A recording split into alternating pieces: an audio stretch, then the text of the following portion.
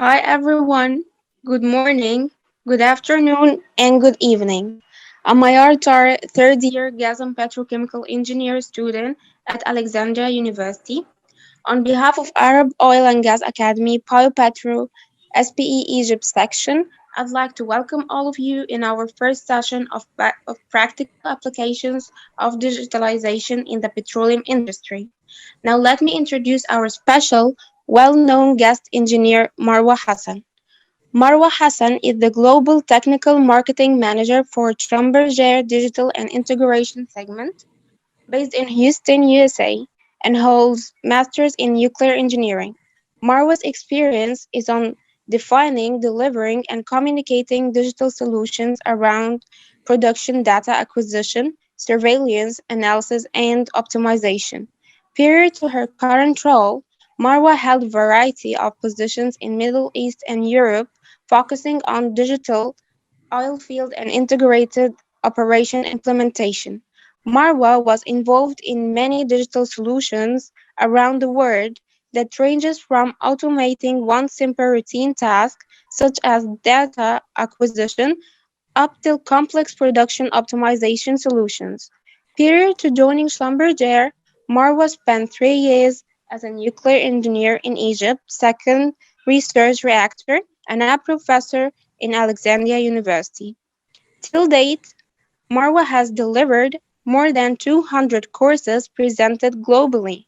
Her latest paper around digitalization was presented in JAPT with title From Digital Oil Field to Operational Excellence. Now, I will give some details about the course itself.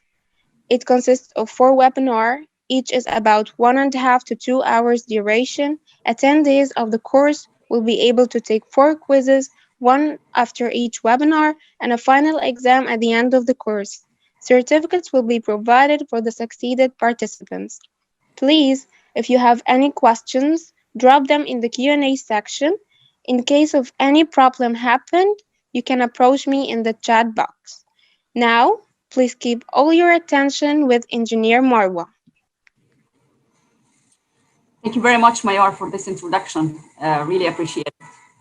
Very pleased to be with you all again. This is our second session. The previous one, we were talked about the first practical example of digitalization, which is digital oil field. In this session, we will discuss an example of how digitalization can be very effective in well optimization. We will give a practical example from Saka Energy workover candidate selection and how we applied it. Saka Energy is a company in Indonesia. I'll be providing also the paper, the SPE paper describing this work with Saka Energy. Let's start with the session objectives. There are three objectives within this session. The first one is we will give two or three slides discussing why you should hear about digitalization, learn about digitalization, and acquire some knowledge related to digitalization along with the petroleum engineering knowledge that you're acquiring within university. What is well portfolio optimization? And then how can digitalization works with workover candidate process or workflow? You've all been hearing about the oil and gas industry suddenly moving into digital. And for us, we want to determine, is it a luxury or is it a necessity in the industry? In a recent study that was conducted by Accenture and other companies, they found that investing in oil and gas is not as profitable as it used to be before. The oil and gas industry, if you look here, the oil and gas industry shows CAGR is around 0% in 10 years, right? So it's not as profitable as it was before. Why? Because of many factors that are affecting the industry right now. As an example, new climate regulation in some countries, it makes it difficult to extract more hydrocarbons, huge development in alternative resources such as renewable electrical cars, the rise of unconventional. So many factors are affecting the oil and gas. And what happens here is companies are realizing that digitalization is a necessity to minimize the cost of operation so that we have more than 0% CAGR within the 10 years investment.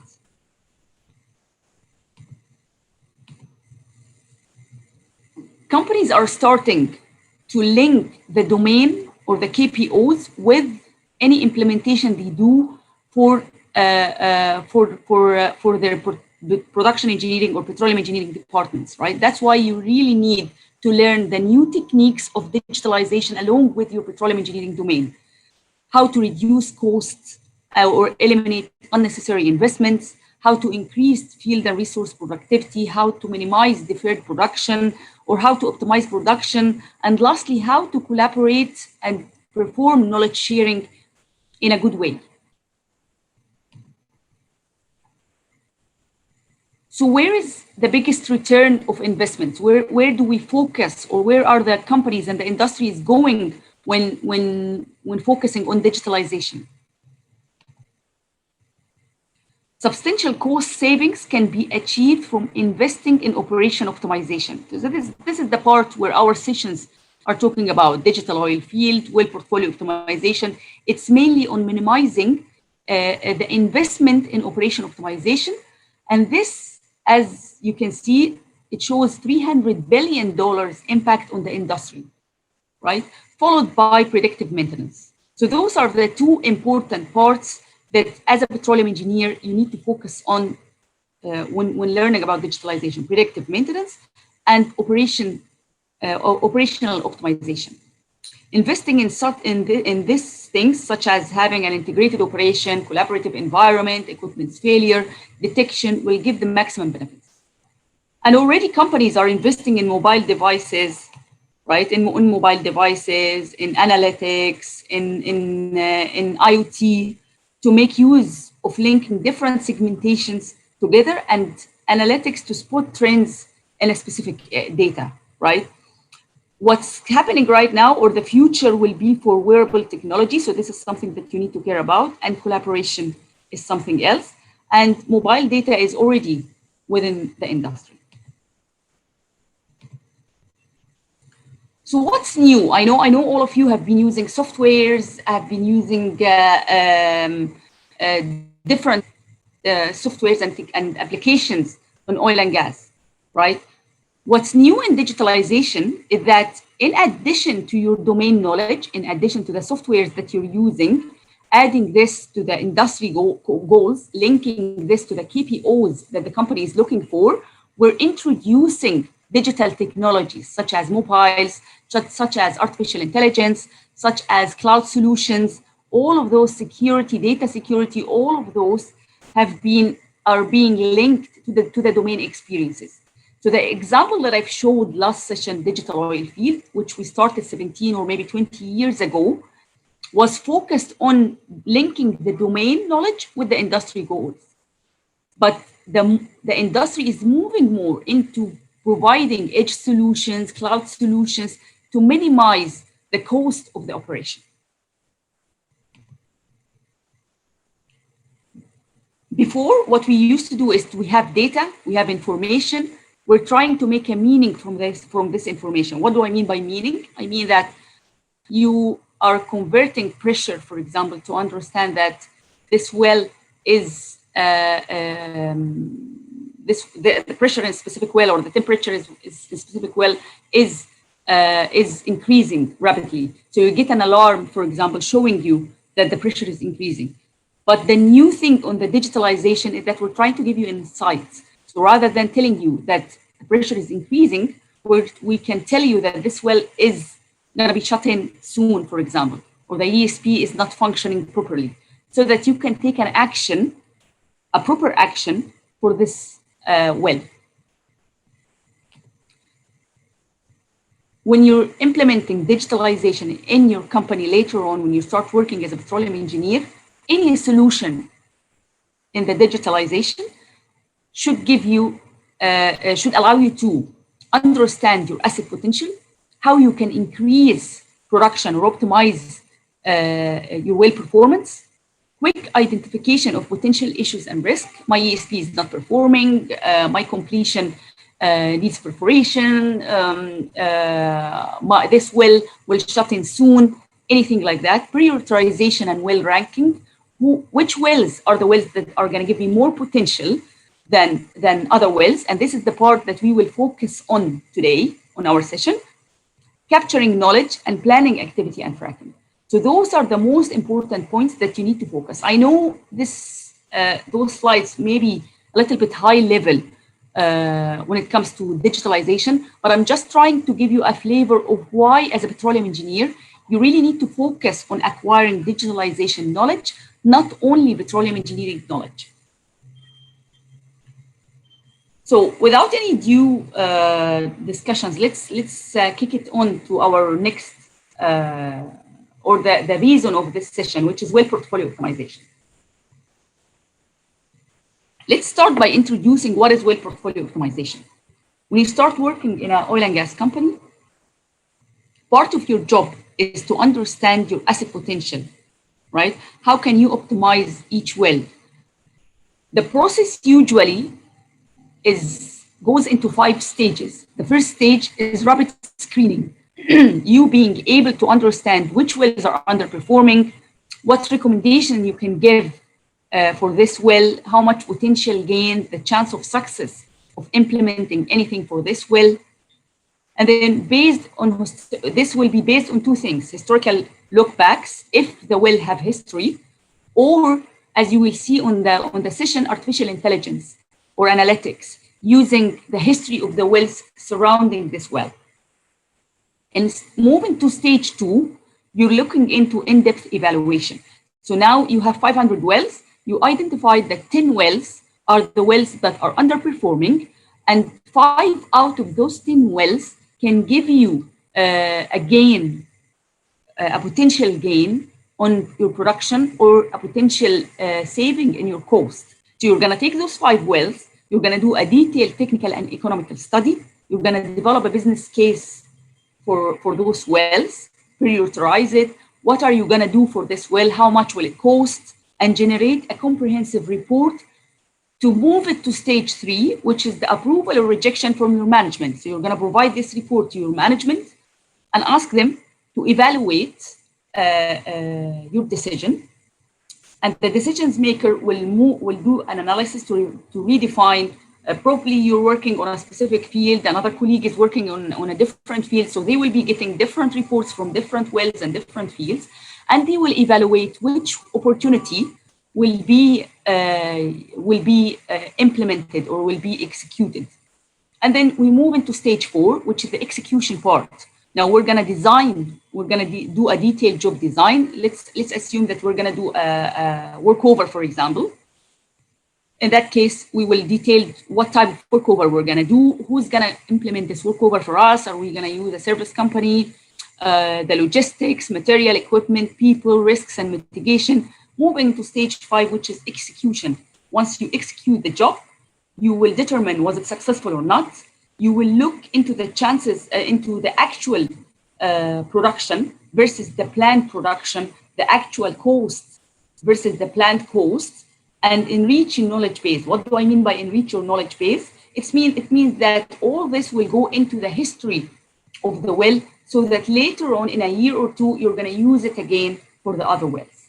So this is usually the methodology that we do well portfolio optimization with, whether it's a manual process and an analytical process using digitalization. Usually it goes into all those 5 stages.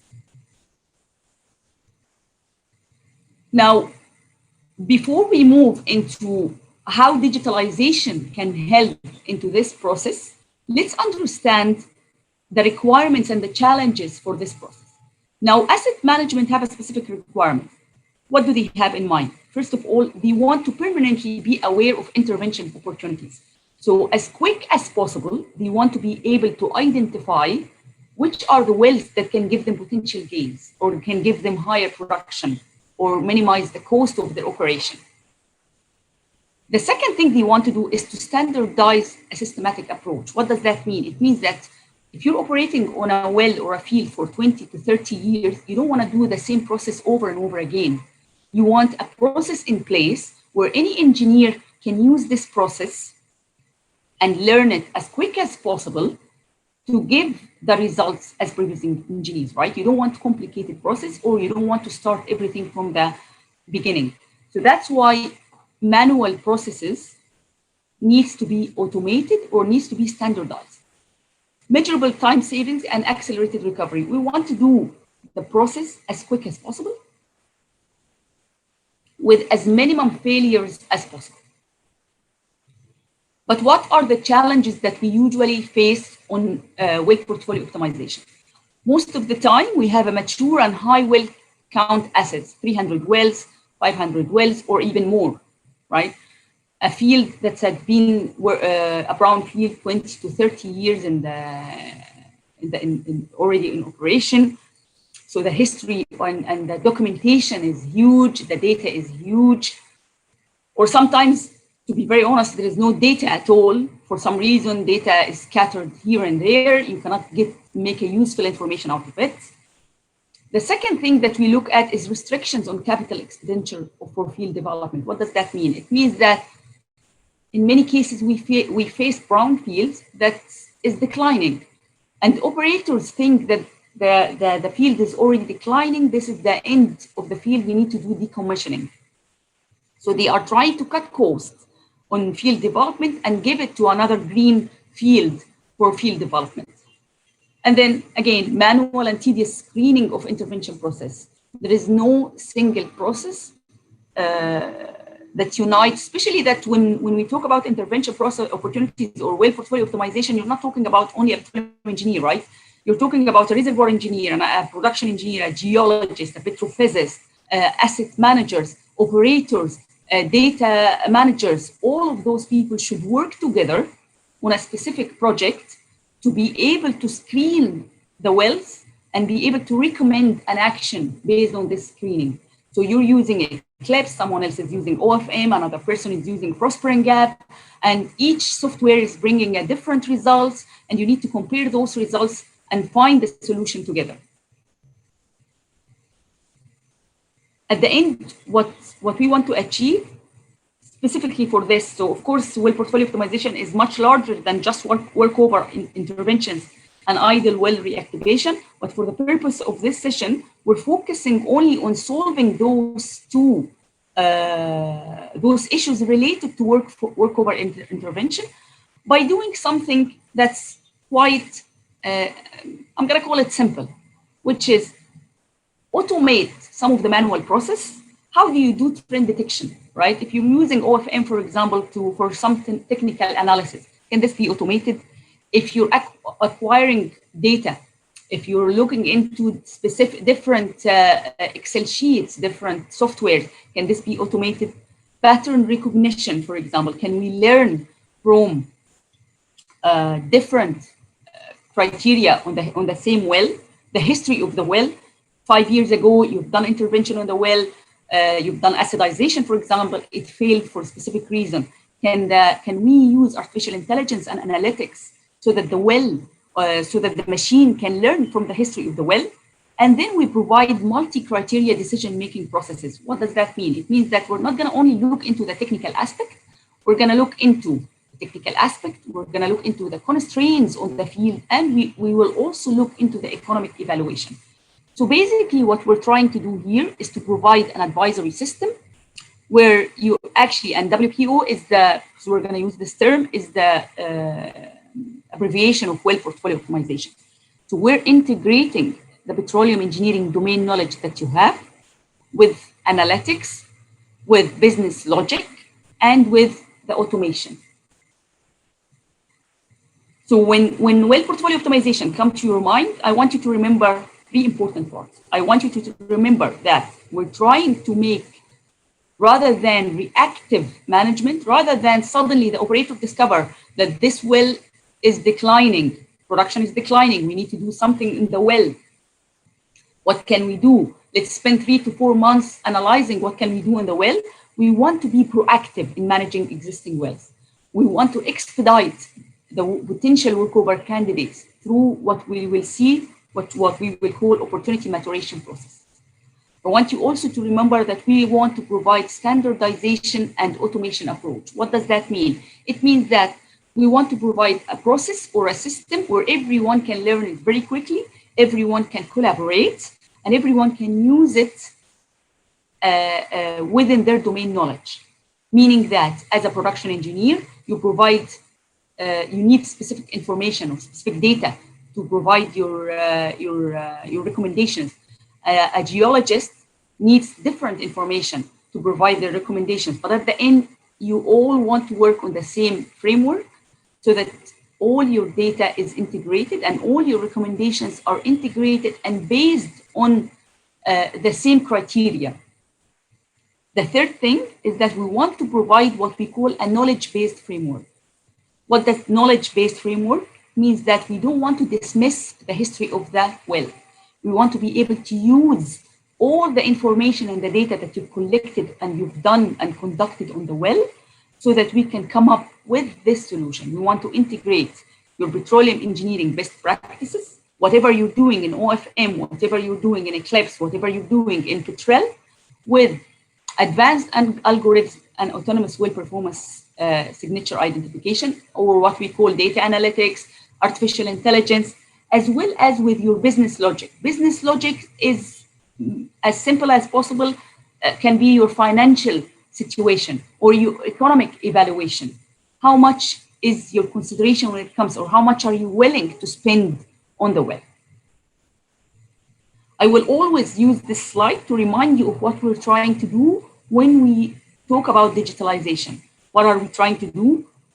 We're trying to, rather than minimizing the time we take to detect a failure in the well or in the machine or in the field, we're trying to minimize the time we're taking to analyze and diagnose the events, so analyze faster. And we're trying to save the amount of production or cost that we can save as quicker as possible, right? So we're just trying to not to lose any production and to spend less time detecting events, analyzing and diagnosing. How do we do that? There are two important parts when it comes to well portfolio optimization, when it comes to digitalization. And what I'm talking about here is a process that already I'm going to show you by the end of the session, an example of from a software on how this can be done. This two parts, the knowledge base and the interference engine, or the production engine, petroleum engineering engine, whatever we want to call it, are happening on the background. So this is something that you don't see, a user, an end user will not see.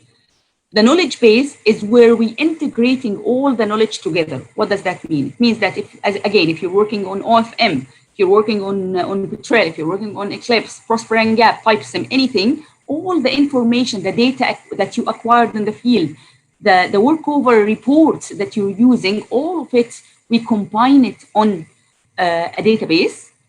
In our case in Schlumberger, we call it ecosystem, and it all talk to each other. And then because we've unified this information, we've made it available for you. We prepare it for the analysis that you need. You're able to detect quicker. You're able, the system is able to diagnose the issue and then recommend it. And then you as an engineer are able to analyze the recommendation, act upon it, and look back to compare the issue. The more you enrich this database, what do I mean by the more you enrich? I mean that if you have data, 20 years worth history data, it's more, it can give you more accurate results than when you have 10 years data. This is why the term of artificial intelligence, that is the intelligence. The intelligence comes from educating the system based on the data that you have.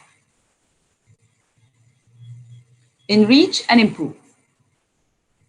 Now, I want to show you what does that mean from a client perspective. So I'm going to take an example. As we said, this is a field called Bangka field in Indonesia, being operated by Saka Energy. It's an operator in Indonesia. It was operated by Hess until 2014. The field is producing around 40 billion scuffs per day, around 3,000 barrels oil per day. Water is a big problem for them. There is around 190 completions and only 20% are active within a specific time. So there is a huge amount of shut-in that's happening to the wells, and it makes it very difficult to identify which wells can be saved first, or which wells are the wells that you needs attention as quick as possible, right? So when they look into candidate maturation process, or when are they trying to identify the underperforming wells and provide workover intervention, around 80% of their time is being spent screening the underperforming wells. And then 20% is spent on the analysis of the identified wells. Why? Because it's manual process, because they don't have time to spend doing well review frequently. And this, of course, jeopardize the accuracy of the results that they have. So we've looked into details on what can we improve on the well portfolio optimization for them? How can we make this screening time less than 2 to 3 or 4 months that they are doing? And what we've discovered is, and I'm sure you have this, if some of you are already training or working with an operator, you have many people working to really identify underperforming wells, right? So in case of Saka, they had 3 production engineers, 3 people collecting data, 2 people working in workover database. There is 3 or 4 databases, one for production, one for workover, 3 or 4 Excel sheets. One is doing economics, one is looking into reservoir properties, one is looking into the well history, another person is doing production forecasting using OFM, and then another people who are doing the high-level analysis. So what you can see here is that there is lots of manual processes, and there is lots of unintegrated data that jeopardize the accuracy of the results, and it gives it huge time, or it consumes huge time to come up with a decision. The first thing that we thought about to make life very simple is basically to integrate the knowledge framework that they are working with. So we applied an advisory system with artificial intelligence in order to speed up the process that we have. How do we do faster detection by artificial intelligence? How do we do workflow automation? How do we have a more accurate data acquisition and data analytics? And how do we come up with a solution? And then what we've done here, they had usually when this is a very important point when you start working in a company and you start working on digitalization. We rarely try to change the infrastructure of the operators unless it's really needed. So in the case of this operator, they were using Abosit as a database. I know not all of you are familiar with the names, which is fine. This is basically a production database, right? So we didn't change the production database. We actually, what we've done was to make it a more dynamic database, including all the information from workover, the information from G&G, the information from different domains into this database, and then do the technical screening, production analytics ranking, problem analysis, opportunities identification, technical potential estimation. And then after this, we take a decision. And then after this, we look into the subsurface and operational risk, historical success rate. And based on that, we do the final ranking based on opportunity profitability. So technically, if the well is technically ready, will it be economically profitable to go under workover or not? Let's go into more details. The first part that we automate and we look at is determining underperformance. I know all of you are familiar with the steps that we use to determine underperformance, looking into heterogeneity index, looking into well type, looking into decline curve analysis, aerial trends, and field KPIs. As simple as that. Based on this automation and looking into the history of the wells, we will come up with a workover candidates. So from the 500 wells, we will come up with 50 wells and say that those 50 wells are suitable for workover. After that, we will look into constraints, and based on the constraints, we will recommend an intervention. So we will look into the water constraints, for example, we will look into completion constraints, and we will look into formation damage. And based on that, the 50 wells, we will say that 20 out of those 50 wells are suitable for this specific type of workover, acidization, for example, right? And then later on, we will prioritize the wells based on economical viability. What does that mean? We will look from the 20 wells that we identify now, we will look into, first of all, 20 years history of the well. What were the chances of success when we've done intervention for this well? Was it 50%? Was it 20%? Was it 90%? Based on that, we will prioritize. What is the net profit value when we do workover for this well? And based on that, we utilized Monte Carlo procedure for the post-workover forecasting. So after we do forecasting, are we gonna get what we want from this well and for how long? It's not worth it really to provide to do a workover if it's gonna last only for 6 months, right? Or for a year. But it's worth it if it's gonna last me, it's gonna extend the life of the well. And based on that, we come up with the final ranking. So let's put our thoughts into practice. We said that we are integrating petroleum engineering with economics or business logic, with type of interventions, with analytics, and with knowledge base, right? That's what we say. The case of petroleum engineering, all of you have used OFM, have used Eclipse, have used Petrel to conduct heterogeneity index, oil versus water, pressure versus liquid, type of well, P10, P50, P90, channel analysis, water cut versus time, well-centric workflows, right? And all of you have used Eclipse or Petrel to do a reservoir engineering workflows, looking into cumulative water, cumulative gas, looking into forecasted EUR, and looking into petrophysics, right? Petrophysics, net pay, the porosity, the permeability, all of those are things that we use to determine underperforming well. And later on, all of you have used different softwares, and you will use the same softwares to do reservoir analytics, right? The pressure, looking into drive mechanism, looking into recovery factor, fluids in place, and all those information. What are we going to do here? What's the difference? The difference is that we will automate the procedure.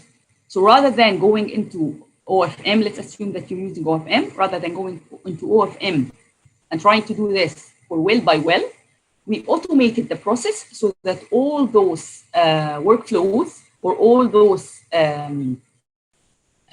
graphs are being done automatically and available for you for analysis. For example, heterogeneity index. Here, what we want to do is to provide a scoring methodology based on the characteristic of the heterogeneity index traces over time.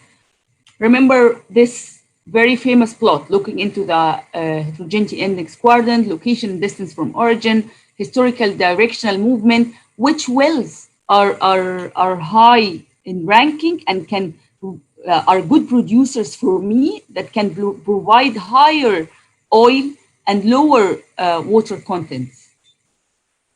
And based on this methodology, we will look into the local outlier factor algorithm and exponentially weighted moving average of directional movement, and we will provide a ranking based on the heterogeneity index. Then we will go into the well type or type well analysis, and based on that, how the well compares to the rest of the group of wells around it. And based on that, we will do a ranking for the wells to decide which one is better to go underperforming well, but will provide higher results than other wells. Then we will look into the decline curve analysis. All of you, I'm 100% sure all of you know how to do decline curve analysis process. And then Using material balance analysis, we will look into field KPIs. Single tank, three-phase oil, water, and gas with Petrovic aquifer, optimizer for assisted history matching, identifying the main drive mechanism, estimating reservoir pressure and pressure depletion, estimated the remaining reserves and recovery factors. All of those are information will be given to an analytical or artificial intelligence algorithm that will go through the first ranking using multi-criteria decision making. Why multi-criteria decision making? Because we're looking into different parts, right? We've ranked based on heterogeneity index. We've ranked based on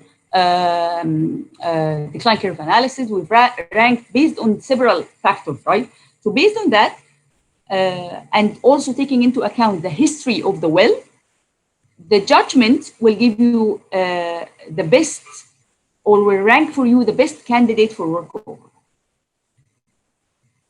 Exactly. So we will identify the candidates suitable for workover based on all the criteria that we've said before. And then later on, we will look into the water constraints. So we are looking into channel plot analysis, classifying the channel plot signatures based on near well breakthrough, water coning, normal with increasing water cut, and using different methodologies, logistics regression models for pattern classification, feature engineering using non-parametric change points. Based on that, we will define the type of workover suitable for each well. So not only water constraints, we're taking water constraints, completions, comparing the completions and formation damage into account. And based on that, we will define what type of workover is suitable for each well that we identified earlier. And then based on that, we will use Monte Carlo to do a post-workover forecasting, technical potential, delta Q, to determine combination of performance metrics, for example, the average last 3 months rate, the average rate and decline neighboring wells. We will look into the history and the success chances of the wells. We will look into the hydraulic well bore model, and then we will look into the net present value calculation, net profit value calculations, incremental production, and payout time. And we will take into account historical look back to learn, to infer, and to recommend. So this is an example of how we look into the feedback loop, right? So as you can see here, those are the wells. Are the history of the wells, the constraints for each well, the confidence of performing the workover. So as you can see, for example, this well is 86% confident of success. The recommendation actions, are we gonna do squeezing, stimulation, perforation, and then the actual recommendation. Now, once you do, now see, this is what I call what we call as learning from the history of the well and the action of the well. Once you execute the workover, you're gonna look into the actual recommendation. Was it correct to recommend squeezing? Was it correct to recommend stimulation? How much delta production did you recommend, and how much actually you got from the well?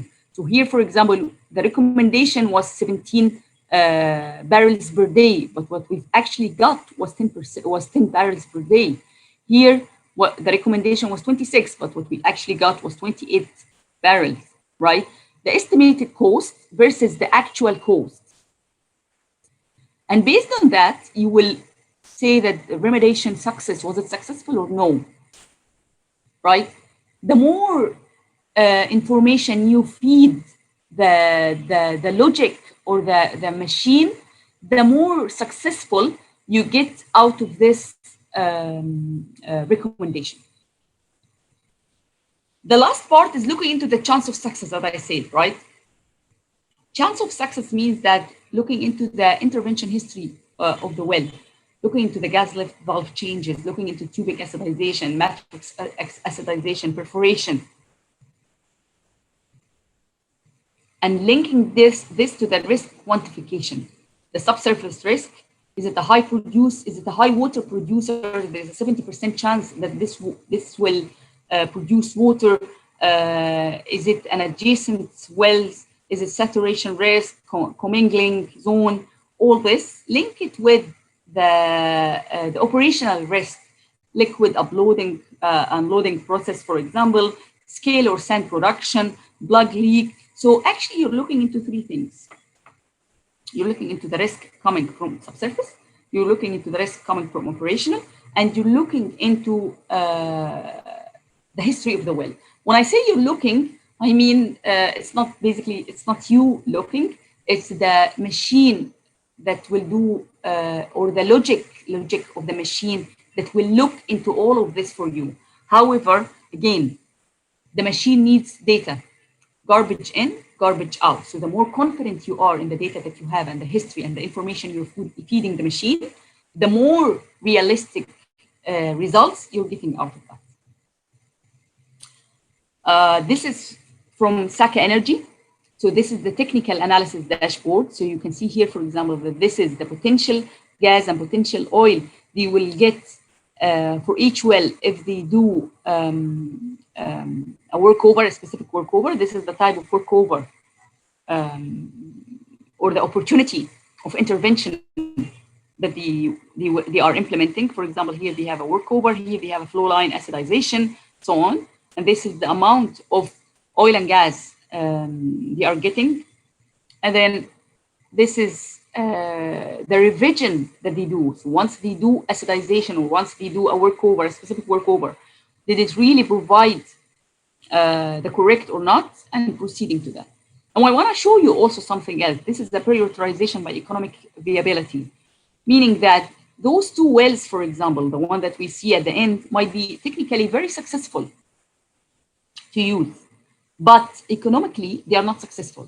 What does that mean? It means that if they are, they're not going to give you the net profit value that you need. It means that even if they are technically a good producer, you're not going to proceed with them. Economically, they are not going to give you a good value. They are actually negative in dollars. And then, okay. So what I want to do right now is, rather than just talking, is to take you in 15 minutes. So we have a very good 15 minutes to take you through a demo and show you, and show you how does it look from an end user perspective, right? Okay. Let me do something. I don't need, just 1 second, sorry.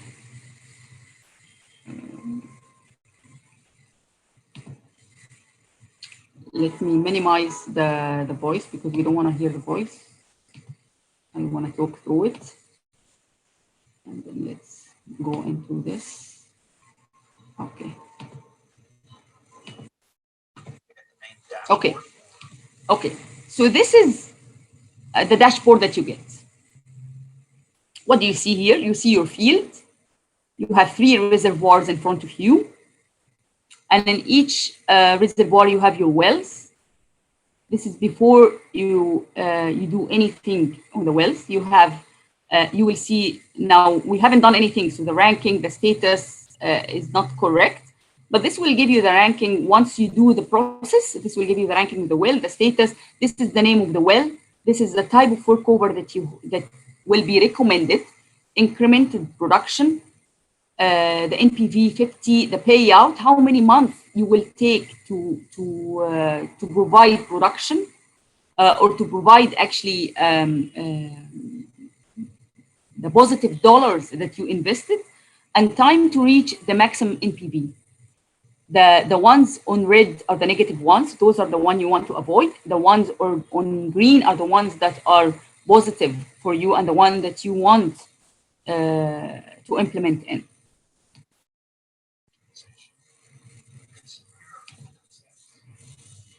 Yeah. Okay. So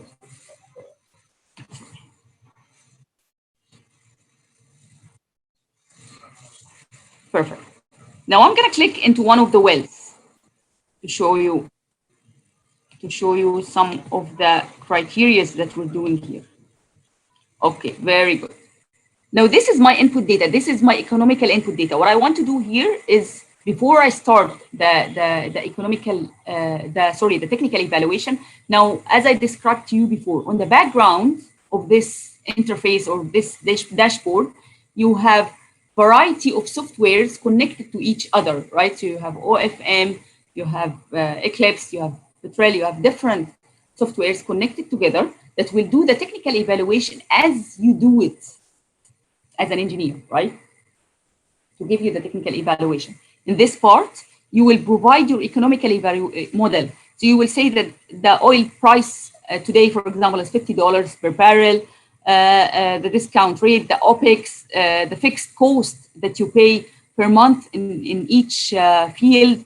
And then this is how much budget you have. This is how much you pay for squeezing, for example, for stimulation, right? And then the success, the estimation of the workover, the estimated post workover will be calculated for you when you press calculate. So once I press calculate, sorry. So once I press calculate on the rate here, so see here, we're changing from 50 to $20,000. Then I'm going to click calculate. As you can see here, only 3 wells are suitable for me or are positive NPV within the budget. The rest are actually not suitable outside the budget. And then this is the type of workover recommended. This is how much increment production, 8,000 barrels extra you're going to get. This is the NPV you're going to get. This is the payout. And this is the time to reach maximum NPV. I'm looking here into the budget forecasting. Those are the 3 within the budget. This is how much it will cost me, or sorry, this is how much NPV I'm getting for those workover. This is my tree map looking into the analysis of each well. And then this is the total NPV within all the months that I'm spending. If I click into one of the wells, so here I'm clicking into this well, for example.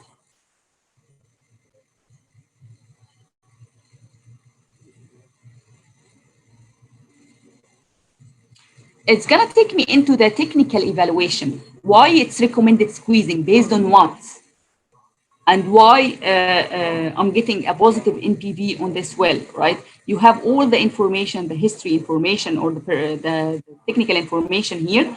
Now I'm looking into all the information that you get usually from OFM or from technical analysis. You're looking into the oil forecast NPV, for example, the P10, the P50, the P90 for the well. You're looking into the NPV. Based on that, you're looking into the high plot, the heterogeneity index plots, right? This is the cumulative oil versus the cumulative water. You're looking into the performance of the well within the group of all the wells. So this is the type well performance. All the information or all the technical evaluation that we talked about before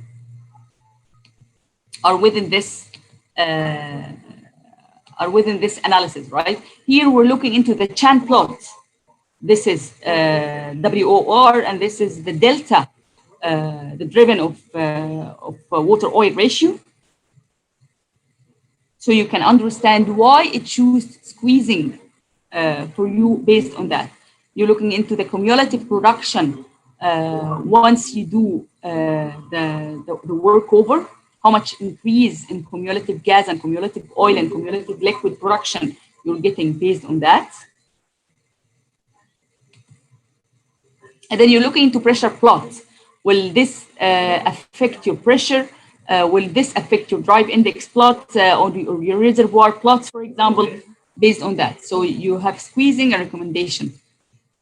This is summary of the well. Now, you identified that this well is suitable for workover.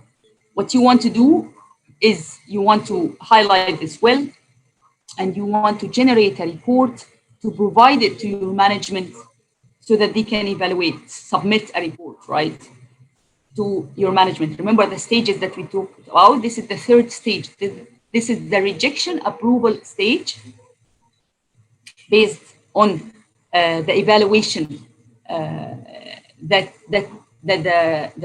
was automated for you.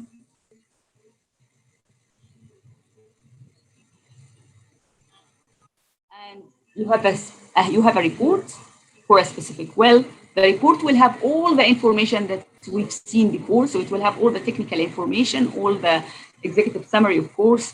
It will give you how much the recommendation, the squeezing recommendation. It will give you that this is the NPV for you. This is how much time it will take for payback, heterogeneity index, pressure depletion, gas oil ratio. And it shows you also the post workover how it will contribute to the factors that you have, right? And it will then give the engineers or the managers the diagnostic and analysis that you provide, right? As you can see, all the information that we've seen before, the chan plots, the heterogeneity index plots, and the including the economic evaluation that you have. Very simple, right? Extremely simple. So this is the process that we call that, or this is how you can automate some of the manual processes that we spoke about. Let me go back to this.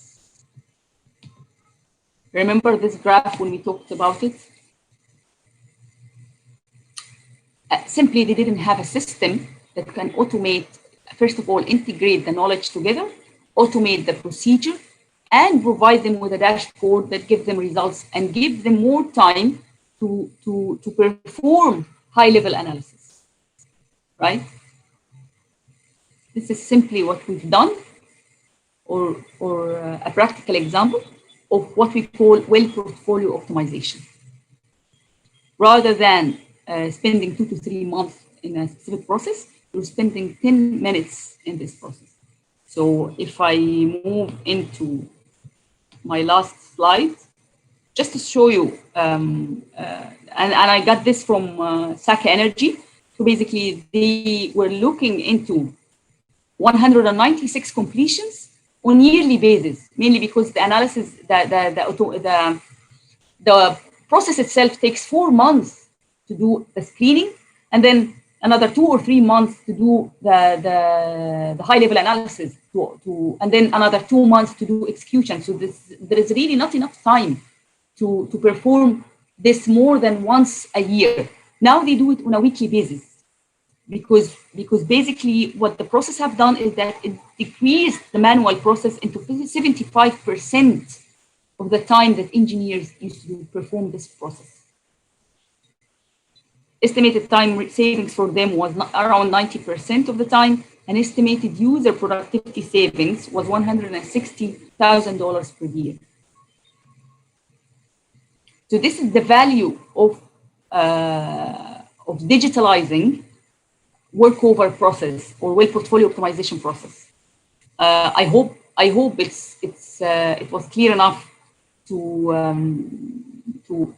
understand how digitalization can actually help you in a very simple way. All what we've done in this process is just simply to automate some manual processes, to automate the data acquisition process, to look into the history of the well, to make engineers work together. We didn't interfere at all on the technical knowledge or the technical softwares that they are using, or the way each one is doing their job. We interfered on things, very simple things that can be automated by digitalization. Now I come to the end of my presentation. Very happy to take all your questions. I'm going to provide the slides, and I'm going to provide also a paper that's written by Saka Energy so that you can understand more about this process. And please feel free to always reach out if you have more information or if you want to hear more about well portfolio optimization. Thank you, Engineer Marwa. Maya, I'm ready for any questions. Thank you, Engineer Marwa, for this informative session and for your effort and time. It's time for the Q&A session. If there is less than 10 Am I years, still on the line? yes, yes, I Maya, hear. can you hear me?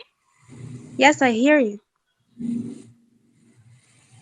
Engineer Marwa, there is just one question for you. Anyone can hear me? Yes, yes, I hear you. Okay. I'm getting a bit worried. Engineer, do you hear me?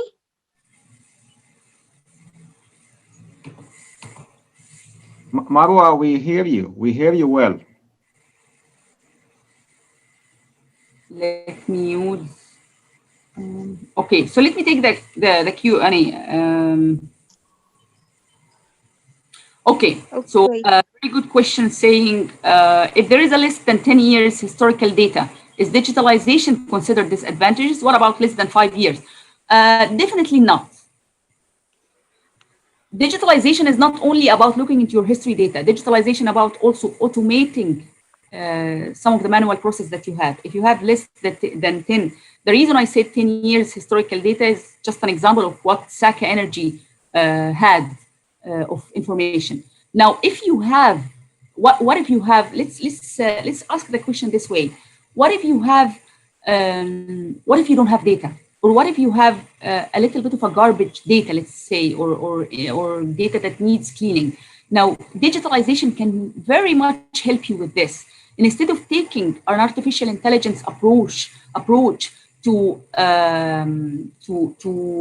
use the history look back data, you will use analytics to predict the information for you. And then when you predict the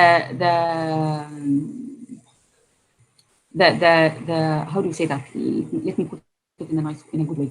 When you predict the procedure, what you will do is that you will execute this procedure, and then based on that, you will say if this execution was correct or not, and you will feed it into your database. So you will spend time to teach your machine. Let me go back to one of the slides that we have here. Yes, this slide. Remember this slide when we talked about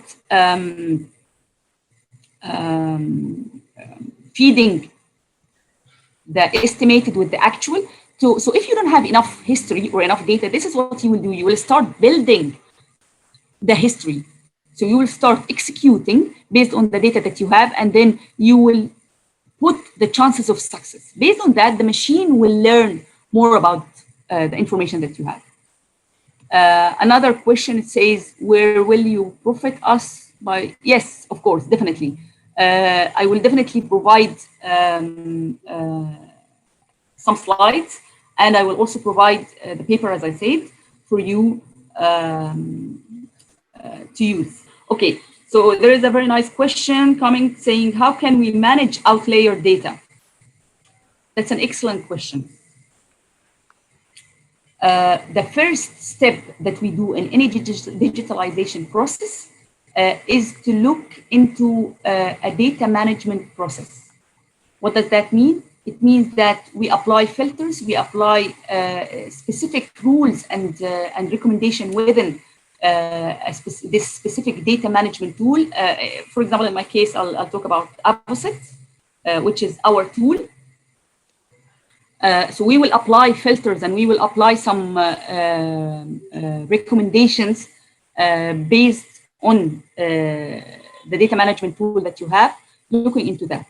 Now this is managing the data. However, in each step that you're doing, let's talk, for example, that you're doing decline curve analysis. On the decline curve analysis itself, the engine use specific methodologies, different methodologies, for example, to automatically remove the outlier data. Or you can manually also remove the outlier data if you don't want to use the automated system. The same goes for looking into the chan plots and the water plots. So each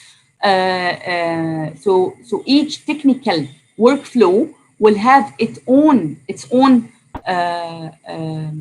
methodology to remove the outlier data. This methodology is embedded within the system, but it also can be influenced by yourself. You know your data better. You know the field that you're working on more than the system. So you might want to change this if you want, based on the results that you get. Thank you, Engineer Marwa. for this informative session and for your efforts and time. And thank you all again. This session will be uploaded on BioPetro YouTube channel. Please don't forget to submit your quizzes within the deadline. Best of luck, stay safe, and may you have a great day. Bye.